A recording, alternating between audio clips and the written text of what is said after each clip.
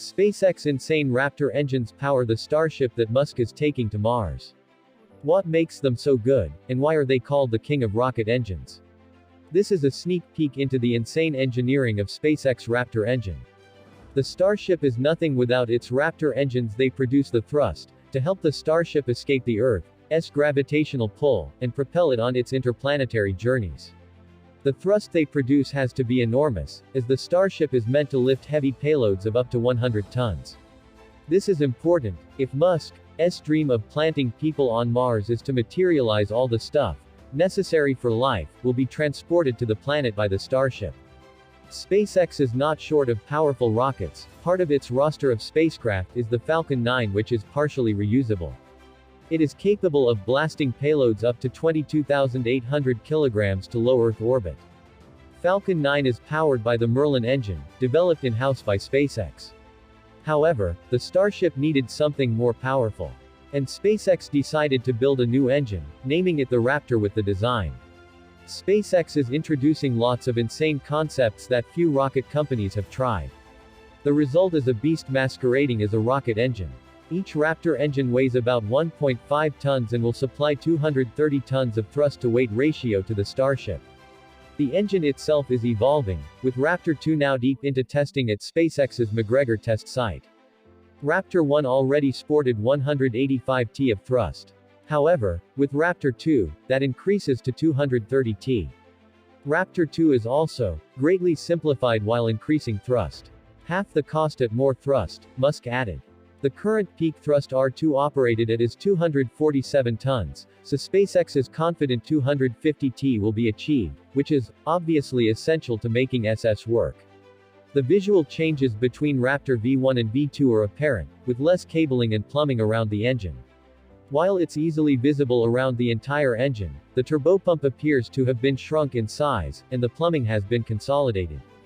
Raptor 2 SN5 appears to be a Raptor boost engine, which means it lacks the ability to gimbal or steer, and cannot throttle as low as Raptor center engines. This engine is far more than just a step up from V1. It was a complete redesign. Everything from turbomachinery to chamber nozzle to its electronics has been redesigned. This allowed items to be deleted and consolidated while the turbopumps are more robust.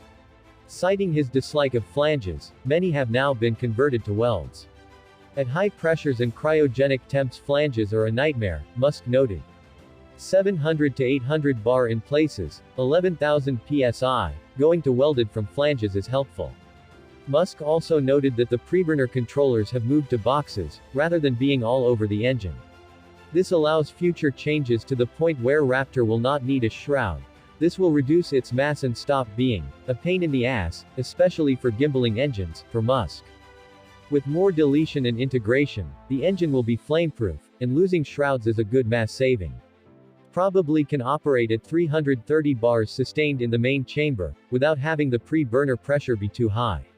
This will remove choke points, resulting in less pressure loss. Raptor testing has been proceeding well at SpaceX McGregor. That engine was shown in action during the presentation. The remaining challenge is mitigating against the engine chamber melting. The exhaust of the Raptor engine is expelled at over 10 times the speed of sound. If that is not crazy enough for you, the fuel in the chamber burns at temperatures high enough to melt the chamber's walls. If you wonder why the wall does not melt, that's because of the clever way the flame is kept away from the walls, by manipulating the flow of the gas. Supercold fuel is also pumped through the walls as additional security. The Raptor engine works like most rockets do, expelling gases fast enough to push the spacecraft forward. However, a lot of clever engineering makes the Raptor a mighty rocket. The engines depart in their design from standard fare for rockets, as SpaceX opted for a full flow staged combustion cycle. Inside engine ignition is handled by the dual redundant spark plug lit torch igniters, which means there is no need for a dedicated, consumable igniter. Fluid is found in the Merlin. The Raptor combines methane and oxygen that is deeply cooled. SpaceX is well into the process of qualifying Raptor for Starship's first orbital launch attempts. According to that timeline, 10 seconds shy of 3 minutes after liftoff, Starship's Super Heavy booster will shut down and separate from the spacecraft. Starship will then ignite either 3 or 6 Raptor engines for a bit less than 6 minutes, to boost itself within the vicinity of orbital velocity. Curiously, the same timeline makes no mention of a deorbit burn, without which the first orbital test flight will technically be suborbital, even if Starship is traveling very close to orbital velocity. Regardless, the document confirms that Starship's orbital insertion burns will be approximately 5.5–6.5 minutes long. The maximum stamina required from its Raptor engines, in other words. Rephrased, in its current design, Starship will never be able to reach orbit without Raptor engines, capable of continuously operating for around 6 minutes. Up until high-altitude Starship test flights began in December 2020, the extent of Raptor's long-duration capabilities and thus the state of SpaceX testing was effectively a mystery. Ultimately, as Musk notes, if SpaceX manages to boost Raptor 2 inches to 230 tons of thrust, a super heavy booster with 33 mostly identical engines would have a peak liftoff thrust around 7,600 tons. Translating to a thrust-to-weight ratio of more than 1.5. For a large rocket with liquid propulsion only, a thrust-to-weight ratio is very respectable, and improves acceleration off the launch pad, reduces gravity losses in the first few minutes of ascent, and thus boosts overall efficiency. Already, Musk's implication that 33 engines could ultimately be installed on Super Heavy is a departure from comments the CEO made barely last month, when he revealed a base increase from 28 to 29 engines, with the possibility of expanding to 33 down the road. Also new is the implication that SpaceX is considering adding 3 more vacuum-optimized engines to Starship's 6 planned Raptors, leaving ships with 6 Raptor vacuum engines, and 3 sea-level optimized engines, the same variant on Super Heavy. The vacuum version will keep the upper stage moving after being disconnected from the booster, to optimize for performance in space. The vacuum version has a nozzle skirt extension, making it bigger. The difference can be easily noticed when the two are placed side by side, in other specifications and components. The two variants are identical. The high-performance Raptors are not exactly cheap initially.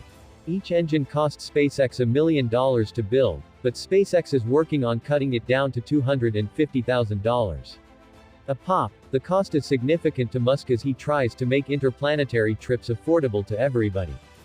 This is why the Raptor 2 engine is designed to require as minor refurbishment as possible for multiple uses. His company is working to ramp up production, and be able to make the rocket engines in mass. The immediate goal is to make 500 of them per year. However, if Musk's plan to have a fleet of 1,000 Starships, making thousands of flights is to occur, that capacity will need to be increased significantly. A single Starship can use up to 41 Raptor engines. The lower stage may require 31 sea-level variants, although the actual number has varied during the testing of the Starship. The upper stage will take 6 Raptors, a mixture of both the sea-level and vacuum variants. The sea-level engines are needed for landing both on Earth and on Mars. While SpaceX races to finish the Raptor engines, lots of people are monitoring the progress. NASA, for example, has tapped the Starship to help land its astronauts on the Moon, as it revitalizes its space exploration program with Project Artemis. It is working on a 2025 deadline, but beyond the Moon, the Raptor engine is insanely essential to NASA, as it hopes to use the Starship to get astronauts to Mars in the long-run trips, to even more distant planets like Jupiter are also on the cards. This is why it agreed to give $2.9 billion to SpaceX, to fund the spacecraft development. Another big name waiting on the Raptor engine is the US military. Thanks for watching this video, and it's a super interesting topic. If you like this, make sure to subscribe. If you have any crazy ideas about what we should cover in next video, please comment it below, and we'll see if we can get to it. So thanks again for watching and goodbye.